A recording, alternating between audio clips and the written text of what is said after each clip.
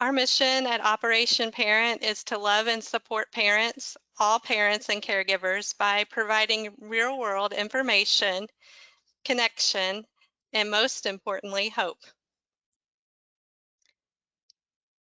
So if you want to participate today, well, hopefully you are here to participate, but I just want to talk you through, if you're brand new, on how to use the features. You've got an orange grab tab up in the top right corner of your screen if you're on a laptop computer or a hard drive computer. And if you'll just click on that arrow, you're going to open up the full control panel and be able to see what I'm describing to you. All attendees are going to be muted during the presentation. However, we do have amazing participation through the most favorite part of the program is the question and answer at the end of the presentation today. So you're going to input your questions right there in the question feature. They're going to come privately to Amanda and I. I want to thank Amanda for having all the tech things under control for today's webinar. So again, the questions will come privately to Amanda and I, and we will read those questions out to our panel at the end of today's presentation. We've got some amazing handouts for you lined up today. One of them includes a PDF of today's presentation.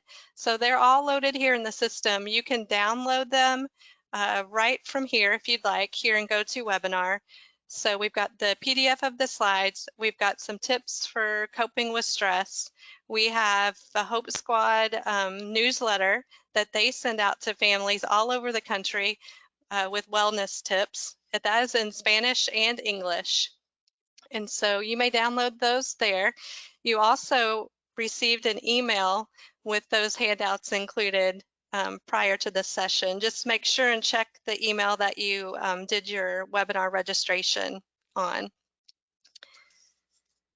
We're going to take as many questions as we can at the end of the presentation. We are expecting quite a few today, so please be patient with us because it is a panel today that you have an opportunity to ask questions to.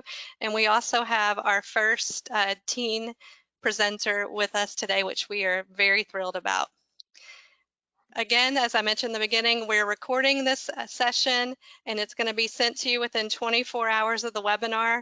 You just need to check your email for that and make sure you're checking the email that you registered for the webinar on. And lastly, there is a survey that's going to be sent immediately at the close of this webinar. It is a very short survey, and we use every word of that survey to continue to develop this free webinar program and bring you exactly what you're hoping to get out of it. So now I'm super excited to introduce Tam from the Hope Squad. He has had so many leadership, school leadership and administrative positions.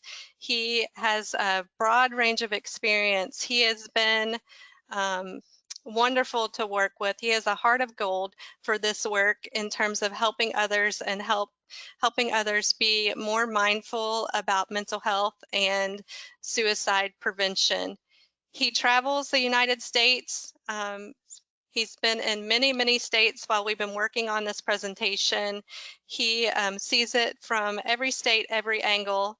No state is immune to the struggles that our youth are having with mental health. No family is necessarily immune. So we're here today to talk in depth and ramp up our awareness, and Tam is a great person to do that because it's what he's doing all day, every day in many states.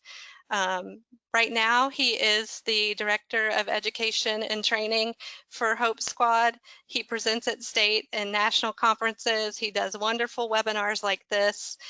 He supports Hope Squads as they start in schools and ramp up throughout the country. He's been amazing to work with, and I'm super thankful for the presentation that he has put together for us today. Thank you very much, Michelle. I appreciate it. You bet. Okay. Again, thank you everyone for joining us. My name is Tam Larnert. I'm the Director of Education and Training for Hope Squad. I'm a retired health educator. I started my career as an educator in the early 90s, teaching health education, which of course includes suicide prevention. I went on to become a middle school principal for 9 years, and then I finished my career with the Clark County School District here in Las Vegas as a principal of Spring Valley High School, Southwest Title I school. In 2020, I was very honored. Governor Sisolak, our previous governor, appointed me to the Nevada Statewide School Safety Committee to share on how to improve the safety of schools for all of our students. So again, such an honor to be asked by Operation Parent to be here. I'm very, very passionate about this work, spreading the message of hope. Like Michelle said, I do a lot of travel. Actually, I'm on my way to Mankato, Minnesota this afternoon to do a licensed advisor training tomorrow. I've been in Cape Cod, I've been in San Diego a couple times, and in Flint, Michigan, just in the last month. So it's my wife said, I thought you were supposed to be retired, but it's just the type of work that I am very passionate about, and I'm happy to do it to spread that message. Just a little bit about me, and I apologize.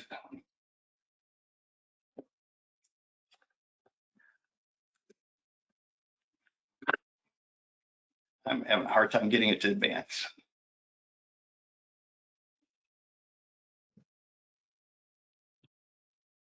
No worries, we can help.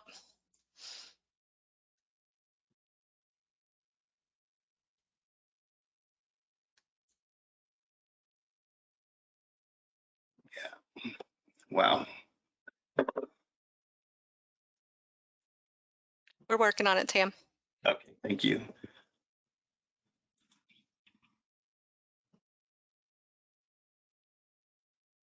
There we go. I'm really excited that we have our special guests that are joining us today. Becca Chura and I go a long ways back. She worked in the health office at the Bob Miller Middle School where I was principal, and now is I believe a school social worker at Coronado High School, and took over an incredible Hope Squad and has just made it more thriving and engaging ever since. And as Michelle said, one of our first ever teen members joining us. This is Luca Fang. He was the president of the Hope Squad at Coronado High School. He's a current 2-year member of Hope Squad's National Council, which is a group of 39 students all over the country that just spread the message of hope. They're great ambassadors of hope. They do a member support call once a month for the 40,000 Hope Squad members that we have around the country. So we will be hearing from them a little bit later, but very, very excited that they were able to join us today. So some of the takeaways that I'm hoping that we will have for today is taking a look at what are the challenges of our youth, and how can we support them as adults and educators, and create systems of support for our young people who are going through challenges that, you know, clearly I never had to deal with back in the 80s, especially coming out of a worldwide pandemic. Also to better understand why youth attempt to take their life, what are the reasons behind it, and what are some of the stressors, and how can we how can we train peers, their friends, the students that they see every day at lunch and class? How can we train a network of eyes and ears to not only be on the lookout, but to know exactly what to do and say when they encounter a friend or a peer that is thinking about taking their life? And then we want to really zoom out. You know, at Hope Squad, we've all heard the African proverb that it takes a village to raise a child. We say it takes an entire community to save one. So I want to share a little bit of some ideas of how folks, educators, parents on the call, how we can expand beyond just the school and really connect with resources in the communities, and most importantly, how to connect resources with the actual schools themselves to help prevent youth suicide.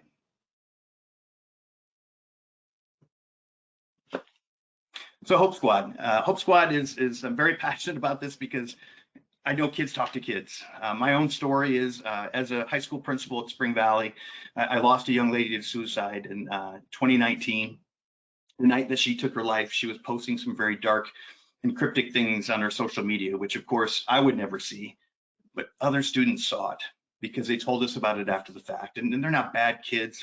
They weren't equipped. They weren't skilled to recognize, you know, atypical online behavior, and I need to do this. So we are a school-based program. We're peer-to-peer because, again, kids talk to kids.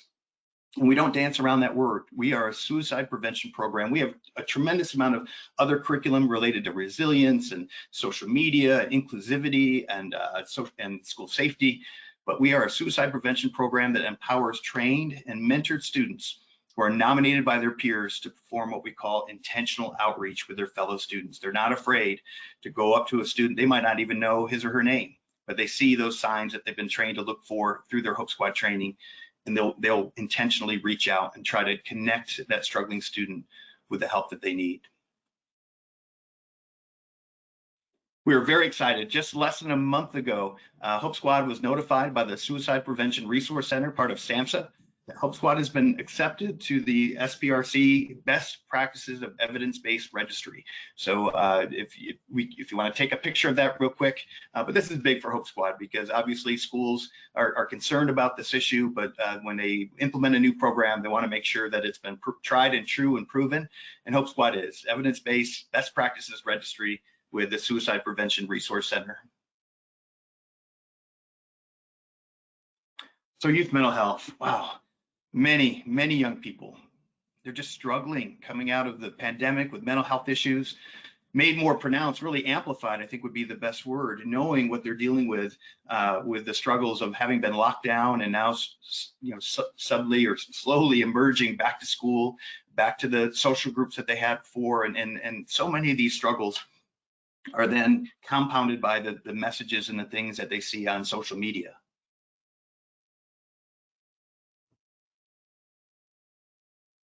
Teens, all of these stressors are compounded. Remember, I spent 13 years of my career in middle level, and man, it's just a tough time for kids. They're going through puberty. They have all of those physical and emotional and social changes transitioning from elementary into middle and middle to high school.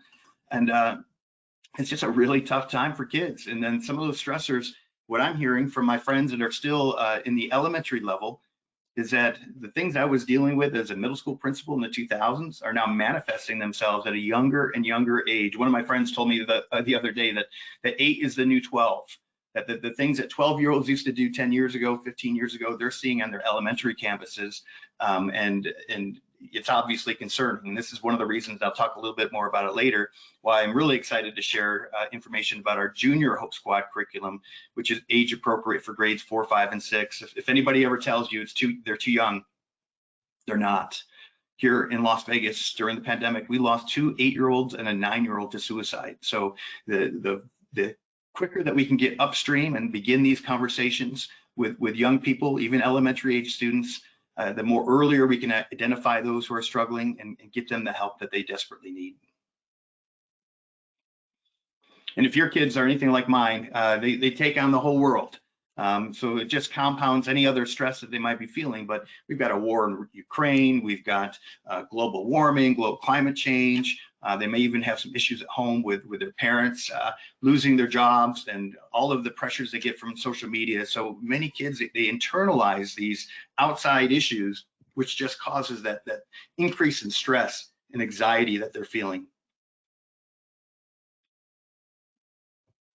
So every 2 years, most of you know this, the CDC, Centers for Disease Control, they put out what they call the Youth Risk Behavior Survey. So they do it every 2 years, and you don't get the data until about a year and a half, 2 years later. So just in February of 2023, they released the data from the 2021 Youth Risk Behavior Survey, and there it is right at the top. It's still the second leading cause of death for ages 10 to 24. On average, over 3,000, almost 4,000 kids a day, just high school kids, decide to attempt to take their life. And then I'm just so worried about our LGBTQ plus students, the second most at-risk group behind Native students, but 1 in 5, according to the Youth Risk Behavior Survey in 2021, not just thought about it, but they actually attempted suicide, 1 in 5.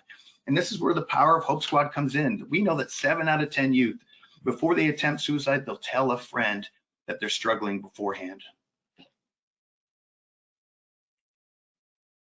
Also from the data from that survey, during the pandemic, 42% of students felt sad or hopeless. And overall, nearly 1 in 5 seriously considered suicide. If we have educators on the call, the current educators, go down to the cafeteria tomorrow during lunch and just do a head count. 1, 2, 3, 4, 5. Every 5th student seriously considered taking their life. And then we disaggregate that data one more step and look at what's going on with our girls. 3 out of 5 feeling persistently sadness at 60%. And instead of 1 out of 5 for our girls, the data says 1 out of 3, according to the Youth Risk Behavior Survey, seriously considered suicide. Here's the data points right here. Look again, LGBTQ+, nearly 70% feeling sad or hopeless. 45% considered nearly half attempting, and then over 1 in 5, 22% of our LGBTQ+ students attempted suicide. And this is when we talk about connectedness.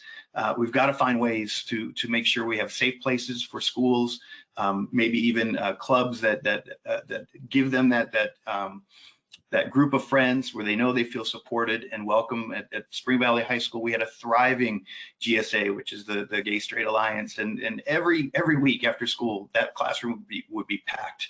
And I loved it because it just helped create just a much more welcoming and climate for all students that attended Spring Valley. And then look at our girls again, 13%, more than 1 in 10 attempted suicide in the last 12 months.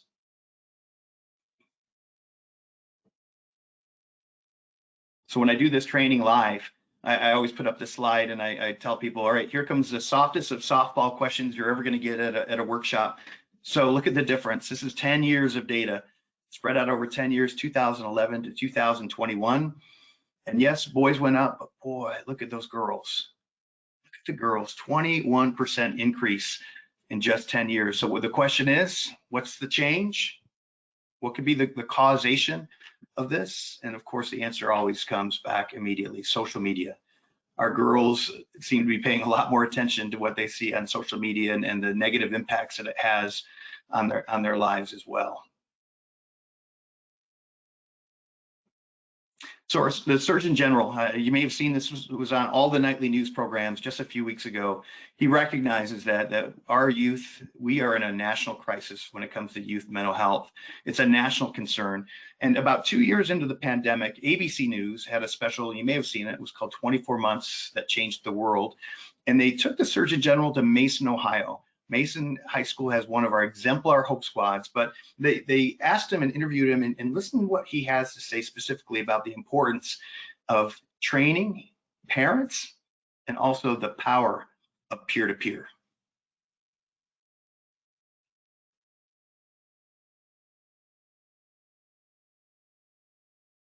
What are some answers to address that? We need to train psychologists and therapists, and we have to think about how we train families as well, including parents, in how to identify concerning symptoms. We need to support peer support programs, which are also an important part of supporting kids. Show of hands, if you know someone that at some point has self-harmed. Filling that gap here in Mason, Ohio, the Hope Squad. Tons of people needed help during the pandemic. It's our job to watch out for our peers and direct them to the help that they need. Today, they are role-playing on how to handle self-harming behavior when they spot it. I just get really angry. I'm here to listen to you. Like, I'm here. Or we can both go to a counselor. What we're finding is so many of our kids want to help. They hear more so than us through social media and texting and in ways that as teachers, we don't see that. Back to talking about teenagers and those brains of theirs. It's just a phenomenal time of life for brain maturity. It all has to do with that frontal lobe, that prefrontal cortex that has everything to do with impulse control and decision making and planning and emotional control. And it doesn't normally, according to the research, doesn't normally become mature until after the age of 25 or older. And to that point, that's why rental car companies, they won't rent to a 21 or 22-year-old because they've read the research as well.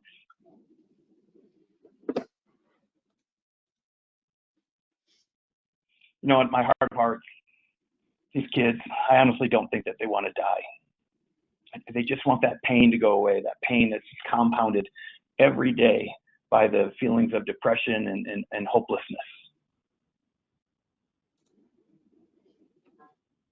So some of the basic principles of mental health in order to be impactful, and I've done a lot of self-reflection since my retirement in June of 2021, to be impactful, we really all must consider ourselves on the front lines of mental health care. And I think back at my days as 17 years as a middle school, high school principal, did I ever feel that way? Or did I just pretty much just say, let the counselors handle that, let the social worker handle that?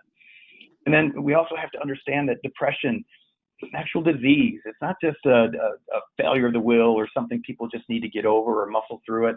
And I, again, reflect back. If I had a student come in on Monday morning on crutches because he broke his foot the high school football game the Friday night before, I was the first one right there, grabbing the backpack, getting him an elevator pass, walking him to class. But then when I think back, when I had students who were struggling with their mental health, especially when it was manifesting itself as possibly some inappropriate behavior, was I nearly as empathetic? And sometimes you just wish you could go back and get a redo. You know, we tell people if you're struggling with depression or have a challenge, please come to us. But the reality is, having been in the kid business for as long as I have been or was, oftentimes they won't. They're embarrassed, not just for what the person at school might think, but also what the reaction might be from parents at home. And I mentioned earlier, I live in Las Vegas. In Las Vegas, when you had a concern about a student that needed to be picked up, if they work on the casino floor, there's no phone number to call. They're not going to pull them out of the floor to go pick up their kid at school. It's just not how it's done in this town. So their parent might not even be available to come help. But we know, again, 7 out of 10 youth will tell a friend that they're struggling before they'll ever tell an adult. And this is where Hope Squad comes in. We have to flip the script. We really must get to the point where our students are trained to, rather than wait till a friend comes to them, because remember, 7 out of 10 come to a friend, but that also means 3 out of the 10 don't. But they still may be exhibiting warning signs that if a Hope Squad student or any student intervenes, they could possibly help save a life, rather than waiting for them to come and ask for help. So let's peel the onion back just a little bit and think about reasons why. You know, obviously we've got the shame, the fear, the stigma you see in the bottom there, but there are a lot of other reasons why some people choose not to come forward and share that they're struggling with their mental health. Sometimes you just can't describe how you're feeling.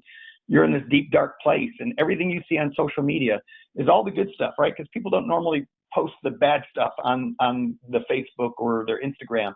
So they're sitting in this deep, dark place wondering, like, why is everyone around me so happy? And I feel like this. And even if I wanted to get help, what help is even available for me? How do I even begin and take that first step? Not even sure what resources are available. And that sense of hopelessness, just possibly wanting to give up. And then you think of relationship implications. Young man, your girlfriend breaks up with him on Friday night, and he could be dead on Saturday. And if I told my girlfriend that I was thinking about taking my life, or if I was depressed, what would her reaction be? Would she think I'm really weird and break up with me? And then the cultural stigma. This is one that comes up in almost every training that I do. You know, I did the licensed advisor training in Harlingen, Texas last year, and a young man, Manuel, a newer teacher, shared with the group that in his culture, you just don't talk about weaknesses. You never share that you're struggling, because it's just not respected in his culture. And then also more on the adult world, but the fear of consequences. And adult could also be an 18 or 19-year-old, because I did the training in Provo, and a gentleman was there, and he shared that his son just graduated from high school, went away, joined the military. And when he shared that he was struggling with his mental health, according to Dad, all that the commanding officer did was do everything he could to help his son out of the military. So there could be career consequences as well that prevent people from coming forward. So factors that increase the risk of suicide. I know we have mental health professionals and educators in the room, parents, of course, but the number one is if you have a student on your caseload and they have a prior, they have a prior suicide attempt. Oh, it's so important. I won't even say check in with them regularly. I'm going to use the word frequently. We are born with an innate sense of self-preservation, and they've already crossed that line once, and it's just easier to do it a second time. So any students that have a prior suicide attempt, we just want to wrap our arms around them and be checking in frequently to make sure they're doing okay. Students who are struggling with mental health disorders, students with a history of trauma or abuse. They're known as the ACEs. Some of you have heard of the acute childhood experiences.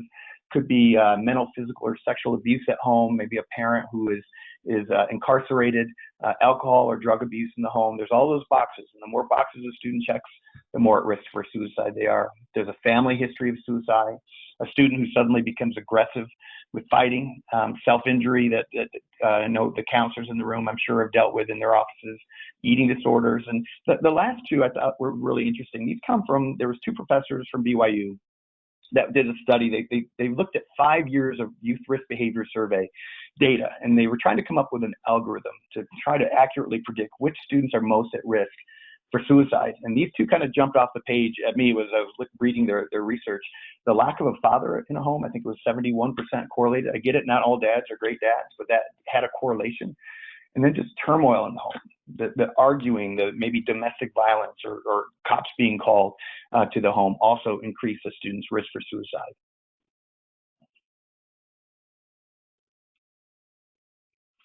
So what we ask our advisors to do is to use our curriculum to train students to know what to look for, because they are really on the front lines, so that network of eyes and ears.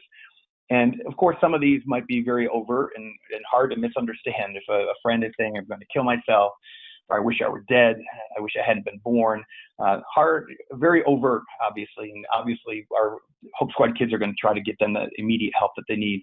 But sometimes it's much more subtle than that. For example, giving away belongings. My wife is the principal of a high school here in Las Vegas, and a young lady last year was trying to give away her violin, and it was reported by a Hope Squad member. And sure enough, she had a plan. That anger, increased irritability, sudden changes in appearance, withdrawing from social contact, wanting to be left alone, head down in class, saying goodbye to people as if they're never going to see them again. It's like the last time they're ever going to see them, having mood swings, such as being very emotionally high one day and then deeply discouraged and depressed the next. The dwindling academic performance. So I know most school districts these days have a program where parents can monitor the academic performance of their child, which is great. However, the educators in the room are going to, especially the counselors, are going to be like, oh my gosh, I get a call from this parent every day that so-and-so teacher hasn't uploaded their grades yet. I get that can be annoying, but at the end of the day, here in Las Vegas, some of our teachers have anywhere from 175 to 200 students that they see every day. It's hard to expect them to keep track of this. And so by having those types of programs and having that additional set of eyes, which is mom or dad at home, monitoring the academic performance of the child, knowing the history of the child, the academic history, it's not a bad thing. I know it can get annoying sometimes. Also, students who are preoccupied with death, dying, this could be maybe even journal writing. I always share during my trainings, if you assign a journal in part of your class, you got to read it. It can't just be a check mark at the top of the page. You have to read it, because it's amazing what students will start to reveal and share in their journal entries, hoping that somebody's reading it.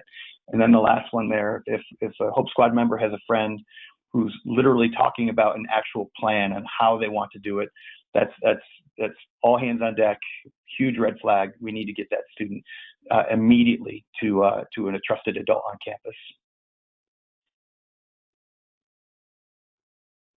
And then there's protective factors. So I love these. So obviously access to care for mental health, physical, substance abuse. Just here in Las Vegas, we're a big metropolitan area, not a big problem, but Nevada is a very rural state for the most part. So when I do training in some of our rural counties, this can be unfortunately kind of a hindrance, because they don't have Intermountain Healthcare and Seven Hills Behavioral Health. They don't have those right there. But the one thing I remind them, that since the pandemic, we've all become a little more comfortable with this. Telehealth is a real thing nowadays, and there is a number of companies out there that will provide almost immediate telehealth for a child who's in crisis. This next one is everyone's homework assignment for the day. So I've mentioned my wife, Carrie. We've been married a little over 5 years, and we've got 4 kids between us. Max, Mace are mine, and Scout and Lucas are hers. And when we first had that first time out for dinner, Carrie holds out her purse, and Scout and Lucas didn't even hesitate. Phones went in the purse. Max and Mace kind of rolled their eyes and put their phones in the purse, and I'm kind of like, whoa, how am I going to know if somebody likes my post? But I complied. I put my phone in the purse, and that's just how we do it as a family now. But it's been interesting because we don't get out to dinner very often because now they're all spread out around the country. But people actually would come up to our table and say, this is really cool. Nobody's on their phone and you're all talking with each other. So that's my ask for you tonight, to have one meal a day with the family with no electronic devices at the table. Contact with a caring person. For the educators in the room with us today, guess what? You might be that one caring person in a child's life, especially kids that are in or out of foster care.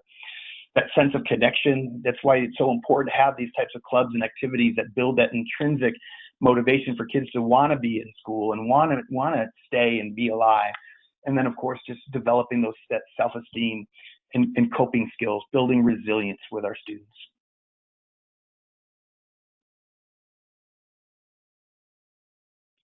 I mentioned the Junior Hope Squad earlier. So this is the picture of our Junior Hope Squad up in Ellison Park in Utah. Junior Hope Squad wanted to remind you that spreading kindness hasn't been canceled. We challenge you to text or call someone a kind message today. Junior Hope Squad is awesome. It's age appropriate for grades 4, 5, and 6.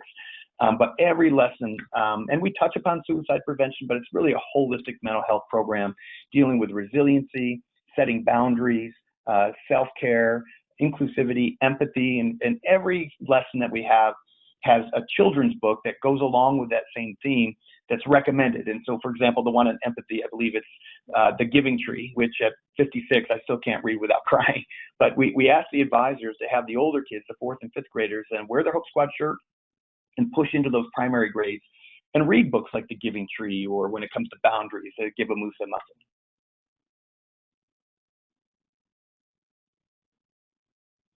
So Hope Squad started in Provo. Utah had consistently been in the top 10 for youth suicide year in and year out. Provo was no exception. 1 or 2 suicides a year, 1 or 2 suicides a year. Dr. Hudnall, who's our founder, he was the associate superintendent, kind of charged with, hey, we got to do something about this. We can't just tolerate 1 or 2 suicides a year. 1 is too many. And so he set about and he trained all of the adults in the Provo City School District on suicide prevention. Every teacher, counselor, principal, bus driver, you name it, they all got trained. And that a lot changed. And then a young man walked into Provo High School. He took off his watch, he handed it to his best friend and said, I'm not going to need this anymore. Went on that day and told 5 other students that he was going to take his life. And not one said a word to anyone.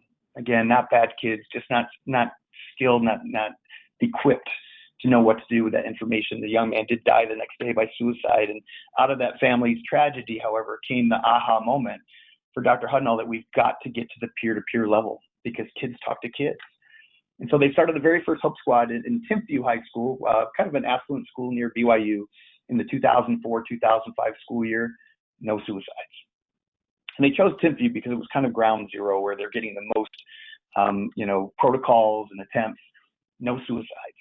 So it worked so well the first year, they decided to go district-wide, all 3 high schools, 3 middle schools, 13 elementary schools. And as a district, they went 9 straight years without a suicide. And as a school, Timpview High School just graduated the class of 2023 last May, marks 18 straight years at Timpview High School where they have not had a suicide since they started the very first Hope Squad. So how can schools help? What can we do as educators? We have to be, take the initiative. And I always say every tool that we have in our suicide prevention toolbox, the better.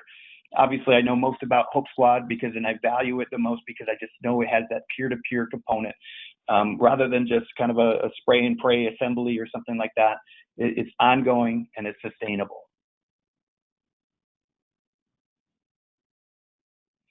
So the Hope Squad members are actually nominated by their peers. It's a very unique part of our program. And we do that because kids also know who's nice. So the nomination form asks, hey, if you're having a bad day and struggling, who's somebody you'd go talk to? Who's kind? Who's a good listener? Give us the names of 3 of your friends that meet that description. And what's interesting is the same thing that happened at Spring Valley happens at nearly every school. The same 30 or 40 names just kind of bubble to the top, the natural helpers. But it's not an election, it's nomination. So we ask the advisors to use what we call reflective practices to make sure that not only is the Hope Squad a reflection of the demographics of the school, but I always say, think one step beyond that. Think of the athlete, all the different subgroups, the athlete, the kid in the marching band, the kid in theater, the kid in robotics, our LGBTQ+, kids who might not speak English at home. a very diverse cross-section. I think of that movie back in the 80s. Some of you might be too young to remember, but it's called The Breakfast Club, where we had kind of what I just described in the library for detention all day. We don't want the really naughty ones, but that's kind of what we want your Hope Squad to look like. Dr. Hudnall will joke and say that even that kid that smokes in the bathroom, as long as he's nice, and I remind him that unfortunately nowadays kids vape in the bathroom. But as an adult, we zoom out and think, well, he was nominated by his circle of friends, who very likely may be more at risk than some of those other subgroups I mentioned. So once they're nominated and selected, that's when our advisors begin to train the Hope Squad members. So the Hope Squad members themselves, through their QPR question, persuade, refer training, they know what to watch for and refer concerns. One thing we stress right from the very beginning is you are not the therapist, you're not the counselor, it's not your job to fix it. You were nominated because you're a good friend, you're a good listener, and now you've been equipped with the skills to convince your friend to come with you to the counselor on campus. And for a lot of these kids, it really becomes a relief that they feel like before their Hope Squad training, before they knew how to set clear boundaries, that they had to be that person that was up all night texting their struggling friend. Self-care is another one of our core phases. It's hard to care for others unless you're caring for yourself. So we make sure Hope Squad members not only know what self-care is, but they have their own specific plan for themselves. Building connectedness on campus through school-wide activities, lunchtime activities, that we have a whole list of things that Hope Squad members can do. They organize an annual Hope Week. I love it. From high school, it's kind of like homecoming week, but for hope. It could be as simple as Hope Squad members handing out lifesavers at the front door, doing lunchtime activities during the week, and maybe even a family mental wellness night during the week. At the end of the day, Hope Squad members, they will always report and refer a concern that they have about a peer, and also that connection with school safety. The research says that 4 out of 5 school shootings, somebody knew it was going to happen in advance, and there's oftentimes similar warning signs, whether it's a post on social media. And so we literally just added this strand on dealing with school safety and social media to our Hope Squad curriculum in this last year.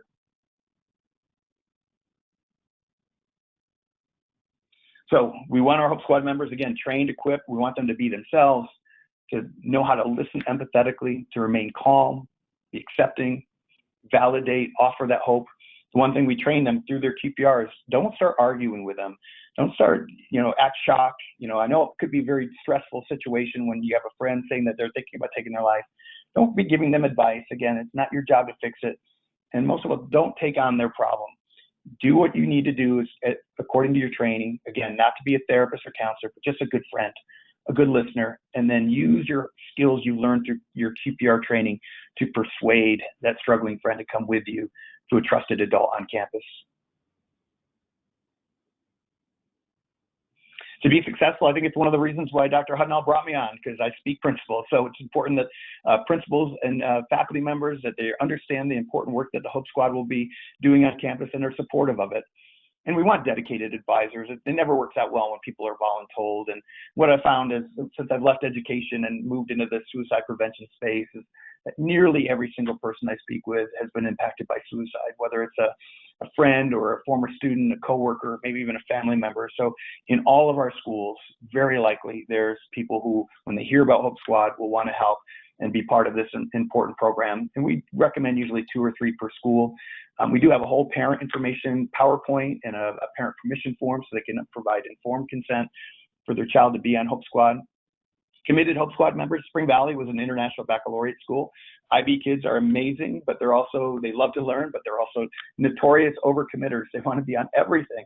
And I'd remind them, they certainly need to be part of your Hope Squad. But, when you wear the shirt, that sends a message to everyone around you that you've been trained. So you have to show up. You have to be part of the actual meetings. That partnership with the local mental health agency, that's a critical part of Hope Squad, because schools are tough. They're really hard to get into. And so we want to be forward thinking. So when we have a family in crisis, we've already done the groundwork on how to connect them with a local mental health agency to give their child the immediate help that they need during that crisis. And then principals are data-driven decision makers. We just are. We love data. And so we do have a pre and post survey that we have the students take from the beginning of the year to the end of the year to show principals and grant funders the amazing growth that students had throughout the year based upon the training that they received from the advisors using our Hope Squad curriculum. So how can parents and communities help? I mean, obviously, I mentioned it earlier, it takes a village to save a child. It takes an entire community to save one, or to raise a child to save one. So in every community, most communities, I won't say every, but most communities have organizations that are committed to improving mental health and suicide prevention. Here in Nevada, we have Hope Means Nevada. We also have the American Foundation Suicide Prevention. And there are a number of foundations around the country that we work directly with. Unfortunately, nearly every single one is named after a family loved one who died by suicide. But for example, in the Dallas-Fort Worth area, we have the Grant Halliburton Foundation, Jordan Elizabeth Harris Foundation. In New Jersey, we have Brady's Voice and Cully Strong.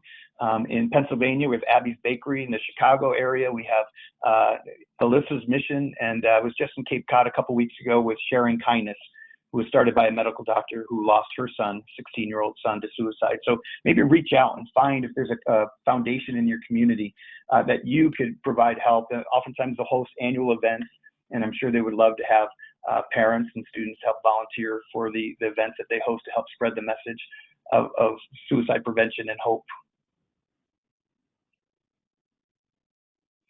So again, very, very honored, excited to have Becca and Luca join us. Becca and I go a long ways back. She's an all-star in the Clark County School District. So I will hand the talking stick over to Becca and Luca.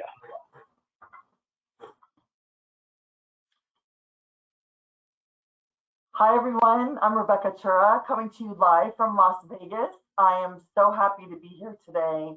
I have so much to say that I would need a couple hours to tell you what I want to tell you. But as a school social worker here at our high school, and also as a Hope Squad school advisor, I wanted to get across three main points. First, why is it important to have a Hope Squad in your school? What can it do for your school? What can it do for your community? As you can see on your screen, we have a lot of special events that we have done with our community, and that wasn't always that way. For example, about 4 years ago, we didn't have a Hope Squad at our school, yet our city alone had a pretty high rate of suicide completions. Something had to be done. Our mayor in the city of Henderson, which is the sister city of Las Vegas, decided that she would bring Hope Squad to our communities. And so Hope Squad was birthed. A very touchy subject that is very stigmatized as being bad to talk about suddenly became okay to talk about. And what we saw with birthing our Hope Squad is that we found that people were not okay. And we've all heard that old phrase, it's okay to not be okay. The thing that we didn't have that Hope Squad brought to us was, it's okay not to be okay, but tell someone about it. And that is the main thing that Hope Squad's done for our community, for our schools specifically, and for the schools across the Las Vegas Valley. And I know for the schools across the nation that have them. Hope Squad is so vital in creating dialogues, creating conversations, creating policies, creating programs that will address mental health issues. None of us are different from the other. I'm a parent, I'm a school educator, school social worker. We all are facing the same issues with our teens. And most of us in the past haven't known what to do about it because, to be honest, as you all know, it was not okay to talk about this kind of thing. So Hope Squad gives us the platform to do so in a safe way. And as Tam Larnard mentioned, kids don't go to their parents. They don't tell you the really deep things that are really bothering them and challenging their lives. They tell their peers, they tell their friends. So I just want you all to know that having a Hope Squad, especially here at our school, has been instrumental in saving lives. We've saved 29 lives just last year. And what does that mean? That means that a student was feeling bad or knew of a student who was giving things away or talking about death, notified an adult or took that kid to a trusted adult to talk about how the child's feeling or talk about what they heard or what they read on social media. And we were able to provide interventions, checking on that kid, meeting with that kid, doing suicide protocols. and saving lives. The other thing that Hope Squad has done is promoted leadership and life skills. Hope Squad teaches life skills such as coping, anger management, connectedness. This generation of teens lost a lot due to COVID. This generation of adults lost a lot due to COVID. You know, how do we talk to each other? What do we say? What does it look like when someone looks sad now? You know, for a year and a half, we couldn't even see each other's faces. There's a lot of expression that goes on in the mouth and nose area. So we lost a lot of that ability to identify those that are not doing well, especially since it was virtually and if in person behind a mask. So Hope Squad provides opportunities for our kids to rise up, be trained, recognize signs of suicide, recognize proper responses and what to do with their peers that are feeling challenged. And we're seeing those kids rise up in leadership roles, and we're seeing that spread because positivity does spread. Our Hope Squad mentors are very good role models. They express and demonstrate amazing empathy for others, kindness, caring, good listening, self-sacrifice, and a generation of kids and adults who are pretty much into instant gratification, right? We're all guilty of it. We want something yesterday. It's really nice to see our group of kids specifically just kind of put everything else on hold for the betterment of their community, for the betterment of society. And that's been a wonderful, wonderful role that Hope Squad has done. As you can see in our pictures, we had an event last year where we had 50 business leaders from our community come out and support our Hope Squad run, which was all about promoting suicide prevention and awareness, opening up dialogue, connecting to each other. It included families, siblings, churches, nonprofits, business owner, business leaders, government officials. When those kids see all of the community coming out, they know they're valued. They know their life matters. They know they are important. These kids are the future of our society, right? They're our future leaders. As parents, they're the ones who are going to take care of us. So through Hope Squad, we are equipping them with life skills on important matters such as mental health issues and suicide awareness and ideation. I'm really, really happy to be here. Parents, I want to talk to you, parent. If I could change anything in my life with my two daughters who are now in college and being around all of their friends, because I was the soccer coach, I was the Girl Scout leader. So I was around a lot of young girls and being their kind of secondary parents as well, right? It would be to be present with your kid.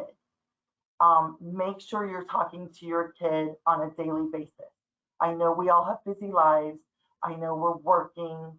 I know kids don't want to talk to us, right? They're at that age. If you have a high schooler, they're at that age where they don't want to talk to us.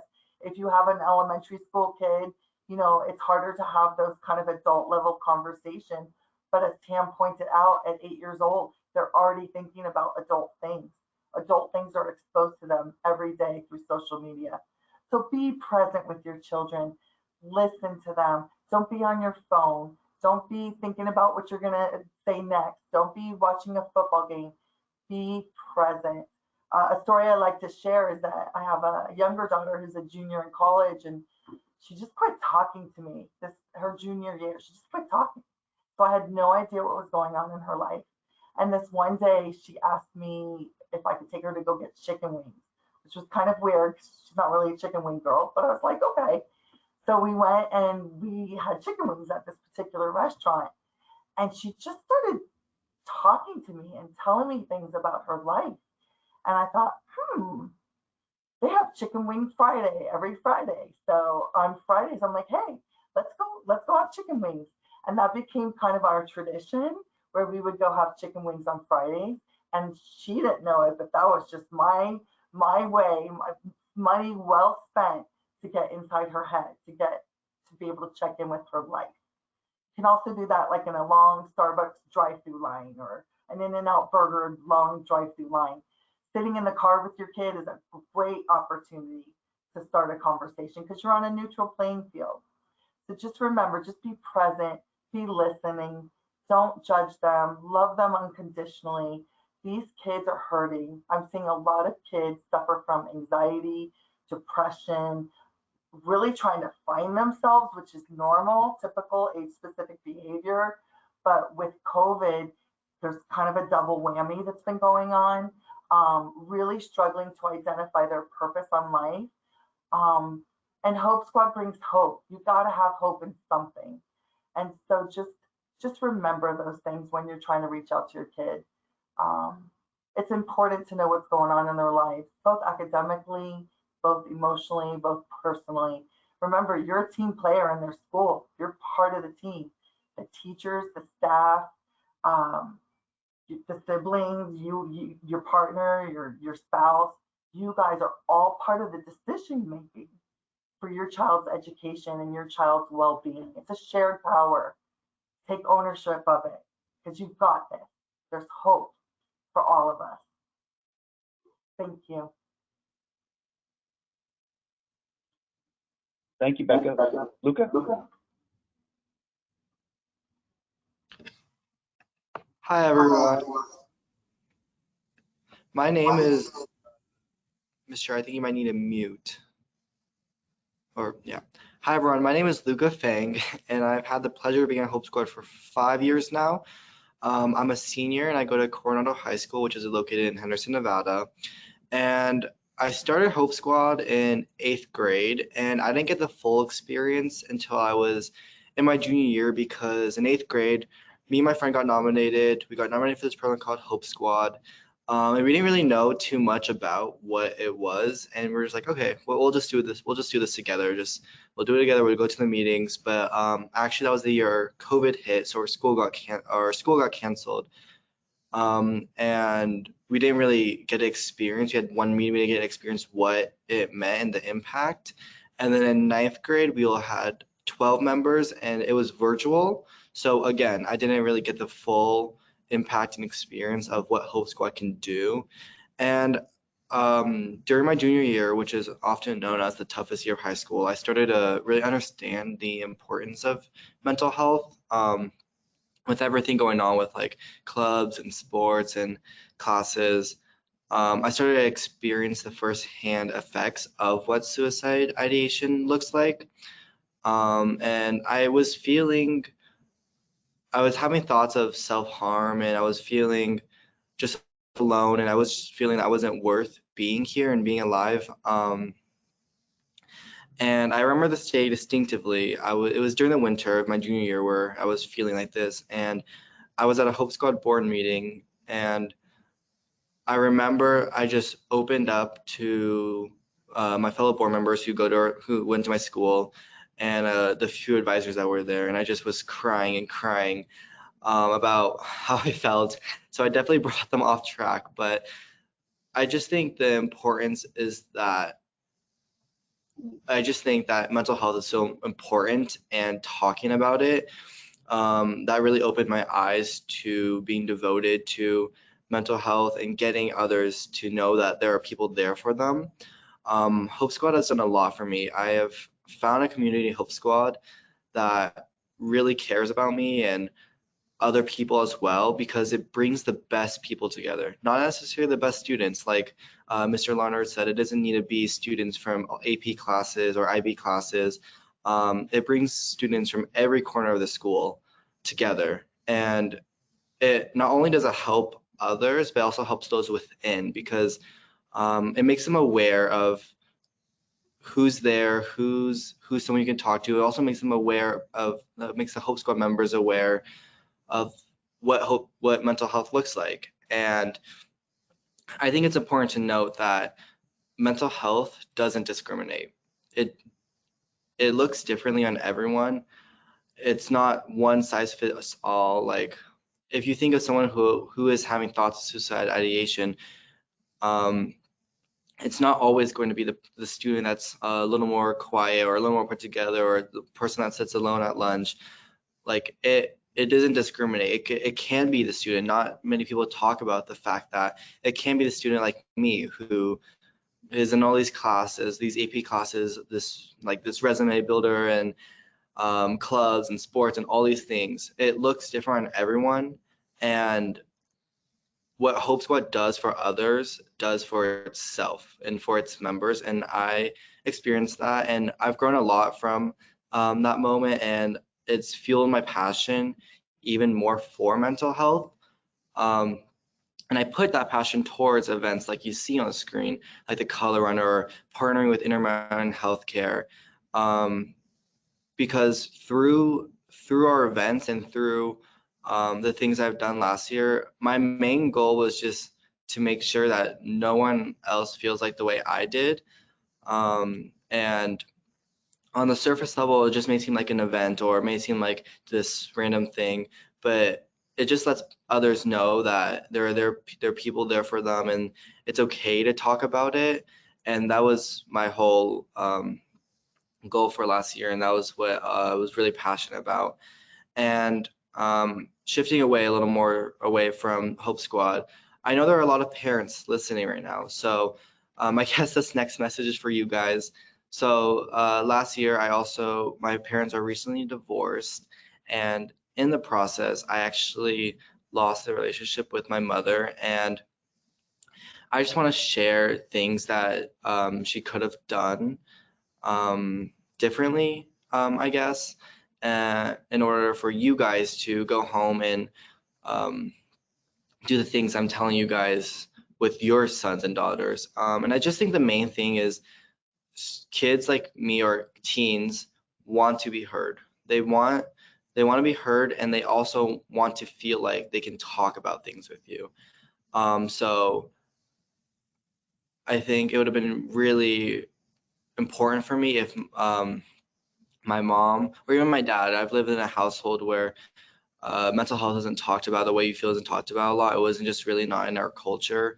But I think it always makes your sons and daughters feel good when you just ask them how they feel constantly. Like Ms. Chura said, ask them, bug them every time. Anytime you get a chance, just ask them how they feel, because Ms. Chura does the same exact thing to me and everyone that she meets. And at first they get annoyed. It's common. You're like, oh, why are they asking me again? But a few seconds later, you just like, you have this feel good like sensation inside. You're like, this person cares about me. This person's thinking about how I feel. So I think that's just the main thing. Just ask them and listen to their needs and try to understand them, even if you don't agree. Just whenever they come for help, everything else doesn't matter. Make them feel like the most important person in the world, and just do whatever, just listen to them and do whatever they need, because you don't know the way of something until it is gone. And I'm coming from a place where that weight is gone.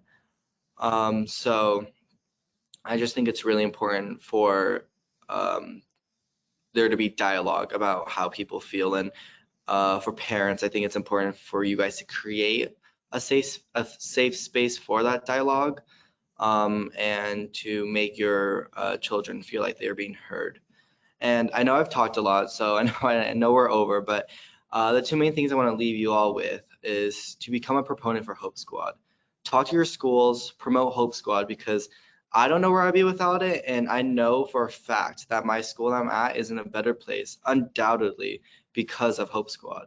Just the things we have done has spread hope. So whatever you can do, talk to administration, talk to teachers, talk to your kids, talk to whoever, just get Hope Squad started, because it may take a few years, but it can grow into something big. Like my experience, we've grown from like 12 to over 80 now.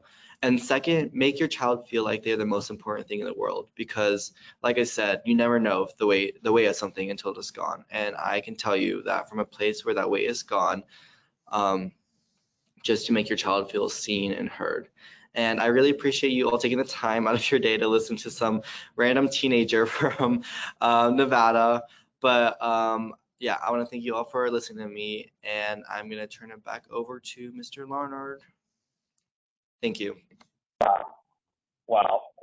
What an incredible young man. For Thumbs up. sure. Luca, you're our Thumbs up. hero. You're incredible. Thank you so much for sharing your experience so deeply and getting us parents on track. We appreciate you so, so much. Like more than you could ever even imagine. You are our hero. Thank you so much. Okay, so we're gonna, oh, Tam has some more homework for us, and then we have lots of questions coming in, but I was supposed to also say it's a great time to submit your other questions for the panel. Awesome. Thank you so much, Michelle. Yeah, so at home tonight, along with having that dinner with no electronic devices, Luca mentioned it. Just check in on your child. Ask them about their relationships at school. How are your friends? Tell me about your friends, and then encourage them to come to you if they see somebody that they're concerned about. They know that maybe a friend is self-harming or mentioned suicide. Whether you have a Hope Squad or not, that obviously you were there to help, and you do everything you could do help that child as well. And the last one is kind of what Lucas said about asking questions. So this is my own personal story. We did a family mental wellness night with parentguidance.org. I'll show you that in a minute. And Dr. Skinner, I shared that I was really frustrated with my own son because he just every time he was about ready to graduate, I kept telling him, hey, you got to apply for college. You've got to fill out the FAFSA, and he would just shut down, wouldn't even look at me. And Dr. Skinner, I always remember this, would say, Tam, when you tell, you preach. Nobody wants to be preached at. But when you ask, you teach. Just start asking your son, hey, what can I do to help you, get ready for college next year? And then literally this young man went from, he graduated, but he also got his first job. He got his driver's license, and he's going to the community or the College of Southern Nevada right now, just by asking questions rather than constantly me telling him what he needed to do. So that's our homework assignment for tonight. Also, 988, maybe have your child plug this into their phone. 988 switched over in July of 2022 from the National Suicide Prevention line. This makes it much easier. And if you heard in the media, calls and texts went up over 40% in 1 year when they switched to 988. So make sure your child is not in their phone, but is aware of that as a resource in case they encounter a friend who's struggling and they need immediate help and they're not at school. Some resources, I mentioned parentguidance.org, just an amazing organization, free on their website. If you check that out, they have modules for just about everything that a parent might be dealing with their child. My child's struggling with anxiety. They've got a module for that. My child's self-harming. My child's being bullied at school. They have these free modules. You don't even have to register. They're all there available for you. They also do have some parent coaching opportunities as well, but it's just a great resource. If you go to our website at hopesquad.com, at the top, click on parents, and you'll find these free and open source family mental health lessons, both in English and Spanish. And these are just activities that you can do with your children around the dinner table. And they're all right there for you on our hopesquad.com website. Some more resources, QPR, I mentioned that a few times, question, persuade, refer. The QPR Institute offers the gatekeeper training online. I believe it's close to around $30, but one of the best hours you could ever spend. I love the Trevor Project and the work they do to support our LGBTQ+ youth. Then Teen Line, Teen Talk app, American Foundation for Suicide Prevention. And if you have a local suicide prevention agency, maybe a state agency, oftentimes they'll offer free trainings, things like mental health first aid. And then maybe even your child's school currently might have something going on that you're just not aware of. So maybe reach out to your child's school to find out what resources do they have available for parents and youth. And just next steps as a final thought. Obviously, principals need to be on board if there's ever going to be a Hope Squad in their school. But this is the little words of wisdom. Maybe talk to your son or daughter and say, hey, maybe you need to get in your principal's ear. I used to love it when students would come up to me and have an idea for a new club. And I always did everything I could to try to get to yes so we can continue to cultivate and build that connectedness on my campus. And then also these students recommending what teachers they think would make great advisors for Hope Squad. And then once the advisors are trained, the students are nominated and selected, and then they begin what we started out right from the start, talking about intentional outreach to save lives at school. Thank you. If you'd like to get a hold of me personally, my email, tam@hopesquad.com. We try to make it pretty easy. And our website's hopesquad.com. We're on all the socials. Just search for Hope Squad, and we'll come up. We're frequently posting resources and things for youth and families if you'd like to check those out as well.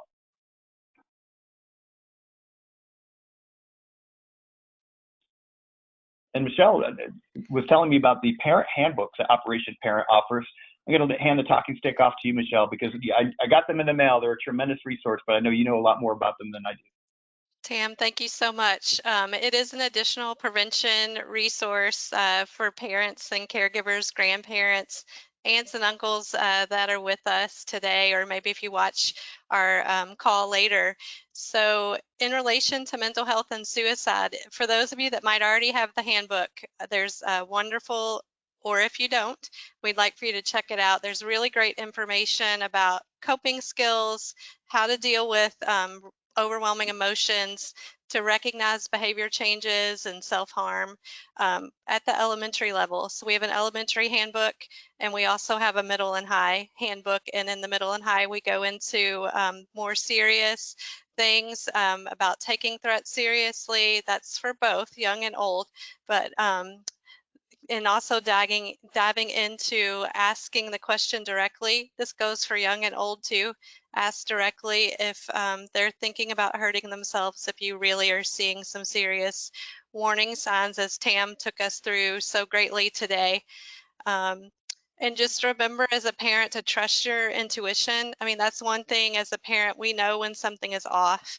And so if you've heard some things in the call that make you you recognize or you are concerned about, we encourage you and we are here to support you in taking action and moving to professional help. So we hope we have intertwined Operation Parent, Hope Squad. We tried to throw in a lot of resources so that if you are looking at Hope Squad moving forward or Operation Parent handbooks, that would be wonderful. But if you have something, you have some homework in between that Tam gave you, and my homework would be print out the slides and go back through all of the suggestions and thoughts that we put in the PowerPoint itself for you to think about later, as well as the great information that Luca gave us right from the teen perspective. That's what we need to focus on most today. But speaking directly about the handbook, it's a super affordable prevention resource. The middle and high is only $14.99. The elementary is $9.99. We just had a testimonial on our social last night, and it was an aunt who said, you know, I don't have children yet, but I have a lot of nieces and nephews, and I can see how I can play a part in being a comforting source for nieces and nephews. And so I'd love for you to go to operationparent.org and further check out the handbooks. We cover a lot of topics, mental health and suicide being one of the most urgent.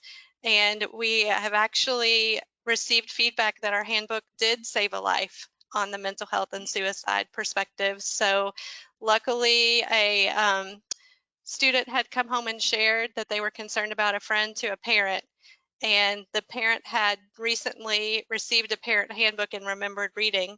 And so she went back to reference and she found everything that her son was telling her was listed in the Operation Parent handbook as something to take immediate action on. And so they did, and they got to the friend's parents. There was a plan in place for that friend to take their life, an active plan, which they were able to stop, take action, and save a life. So just like Hope Squads around the country are saving lives and supporting so many people, and the work that the three of you are doing is just blowing me away. We feel like there's a lot of prevention tips that you can take away from this webinar and visit with your schools and to see what's actually happening out there and then what could be a good fit moving forward. So we've talked about the handbooks. We also have a TNT prevention, and so there's a question that I'm going to tie into that in just a second.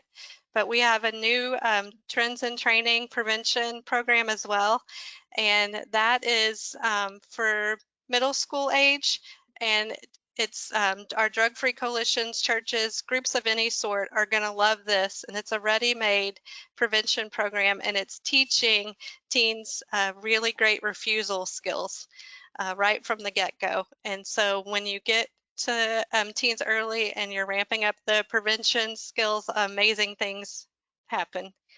I also just want to let you know, as you go to visit our website, operationparent.org, it is newly updated, easier to use, full of very impactful parent prevention information. So I wouldn't hesitate to go over there and check it out, utilize it, and then also check out the shop and see if the handbooks or the TNT program might be of interest to you personally or your school. All right. Of course, we also want to encourage you to follow us on our social media communities that are growing. We're found on Facebook, Instagram, and LinkedIn, as well as YouTube. So if you utilize any of those platforms, we hope that you'll come join us. And now to the most important part, the question and answer section. So I will shout out the question, and then you guys can decide who you might like to answer it. I think this one is probably Becca, but you get to say yay or pass, okay? So a parent asked about the knowing wisely that there is a counselor shortage, or I would also add from my parent experience in big schools, there are a lot of students to a counselor, so the ratio is very high.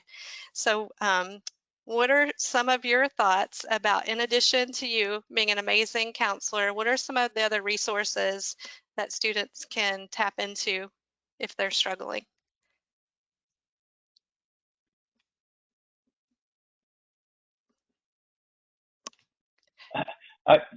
I'll just share, because I know a lot of counselors, they are, with everything going on coming out of COVID.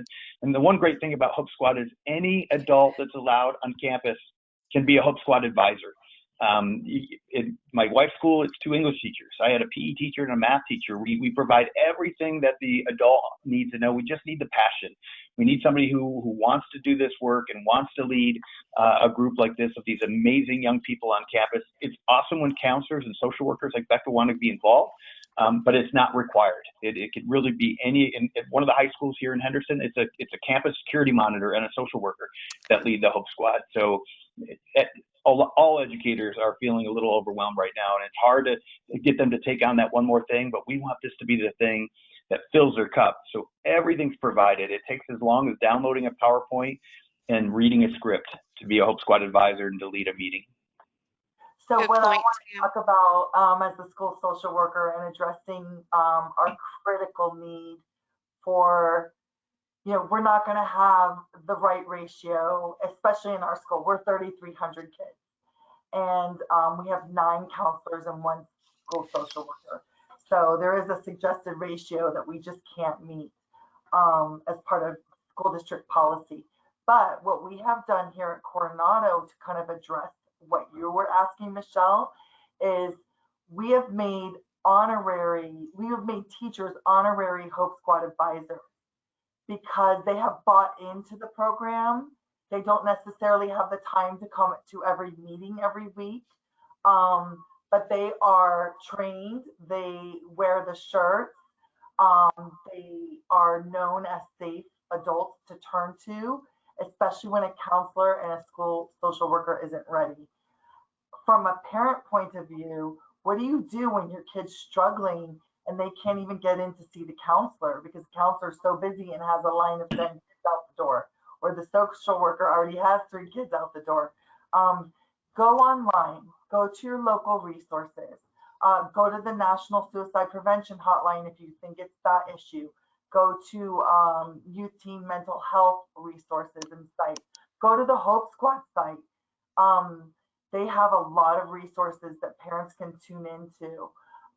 Psychology Today, they have therapists in your area. They have their ratings. They have reviews by former patients and clients. You can do things like that. Most importantly, to me as a parent, is help your child identify how they're feeling every day. Before that kid gets out of bed, encourage them to check in with themselves. Teach them this life skill. How do I feel today? What's going on with me today? Am I having a number one day? It's going to be the best day ever. This is number one. We have a football game. I can't wait. Am I having a number two day? Oh, I got a math test. Oh, maybe I'll wear this purple blouse, Okay, I'm going to school. Bye, Mom. Or am I having a number three day? Number three is life sucks. I don't want to get out of bed. I just can't take this anymore. No, and then teach your kid to connect with themselves, check in with themselves, be open and able to communicate that to you as a parent. And then if you've got too many 3 days in a row, you've got a problem that you've got to look at. You've got to address that. Maybe there's a counselor at your church if there's not a counselor available, down at the mental health clinic. Those kinds of things. Reach out to anybody that can help them. Oh, awesome advice.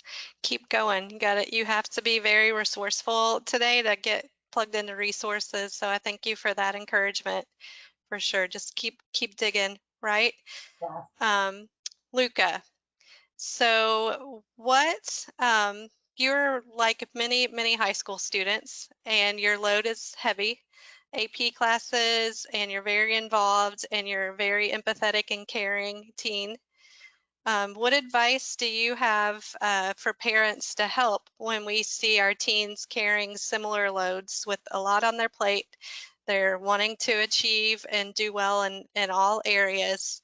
What advice do you have for us to help with that? How can we help as parents? I think what's really important for me is for the breaks in between of all I'm doing is time. The time that's important to me is the time I spend with my friends. That's when I don't think about school, I don't think about homework, none of that stuff, and I'm just out there having a good time. I was painting my parking spot a couple nights ago with just friends, and we were just in the parking lot for a few hours, and just talking and having fun. I think, and I didn't worry about my tennis match the next day, or I didn't worry about school, homework, tests, all that stuff. So I just think letting them also relax, or letting your kid also relax and just take a step away and breathe and let them do whatever, because it's not going to be the same for everyone, but for me at least, just let your kid do what they think is best for them, if that makes sense. Oh, it does, for sure. Yeah.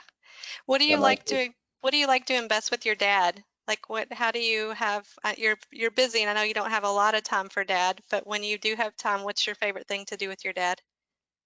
I think dinners. I think there's just so much value, because I have my brother, we go anytime we just have time by ourselves, we just go out to not necessarily, it doesn't be nice too, just a nice dinner, and we just we're not I don't like it when we're all on our phones, because we're just not talking, but when we're not on our phones and we're just talking, and my brother's sharing stuff about his day, my dad is sharing stuff about just funny stuff, and time flies really fast. So I just think both Mr. and Mr. Leonard talked about how important just that family time is with your family.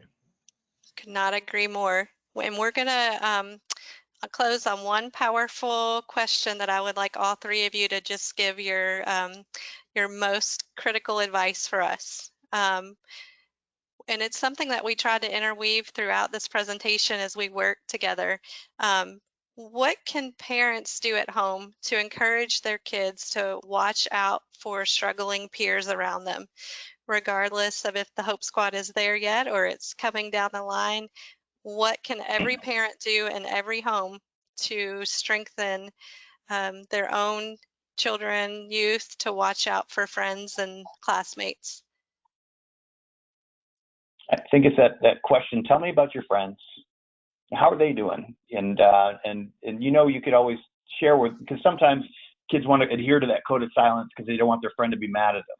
But if they tell their parent, then the information is not coming directly from them, and they might be able to reach out to the school counselor. So to have those regular conversations, frequent conversations about, tell me about your friends and how they doing, and maybe by name, because hopefully you know who they are. Perfect. Good advice, Tam. Thank you. How about you, Becca? I think it starts with the value of life. I think social media presents so many smokes and mirrors on the value of life and how important and precious life is. And I think that's where we have to start, because that's where empathy is bred from. You can't have empathy if you don't see life as valuable. So if you're teaching empathy in the home, then that will come across and spread out to things like Hope Squad, to things like your student, to things like your children. Noticing and being aware that someone's hurting, whether it's at school, whether it's within the family unit, whether it's a down the street neighbor, whether it's a kid walking to and from school. Just building those, it's a character trait, and a lot of it is taught in the home, and that's empathy for each other to build a stronger community. Thank you, Becca. And, teaching them to go gentler on themselves too, I think is helpful. Yeah, so good.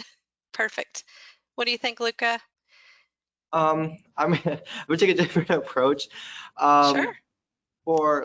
At least for me, like whenever something happens, just like teens or high schoolers in general, just like really only have one perspective. We just see like, oh, like I can't believe he did that, or I can't believe she did that, or like what's going on. And a lot of us like go back home and tell our parents like, oh, like today, I'm say like John did this, and like you offer your, I would offer my own opinions on that. And I just think for parents, just teaching them that there's a different perspective and that they have their own story, and that just being like, hey, like you don't know what's going on, or like something could be going on, so don't be so quick to judge. It's just offering that extra perspective when like people like me are very so, and I don't think it's our fault because we're not fully matured yet, but when we only have one perspective, we just need to get in the shoes of another person. I just think parents helping out with that and just slowing them down and offering them advice about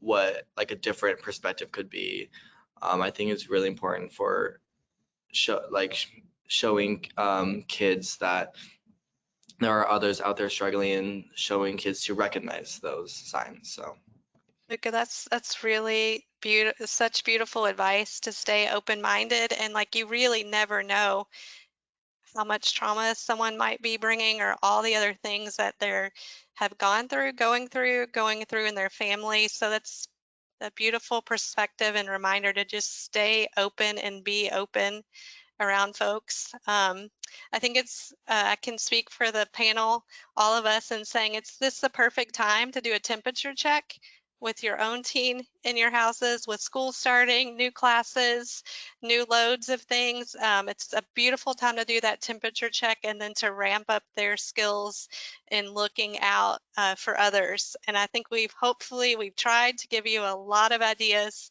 on how you might do that. We're also very happy to help along the way as well. If you'd like to know more about Hope Squad, Tam has provided you his contact information, and we're happy to do that. I just think what you guys are doing is so important in terms of building up protective factors and helping people feel seen and valued and loved and supported. So I can't thank you enough, and I thank you for our time together today. And so we didn't get to take quite as many questions as I hoped because of our technical issues, but hopefully we can get back together again and do this soon, do another one. So thank you guys so much, and have a great rest of the afternoon. Bye. Bye. Good job. thank you.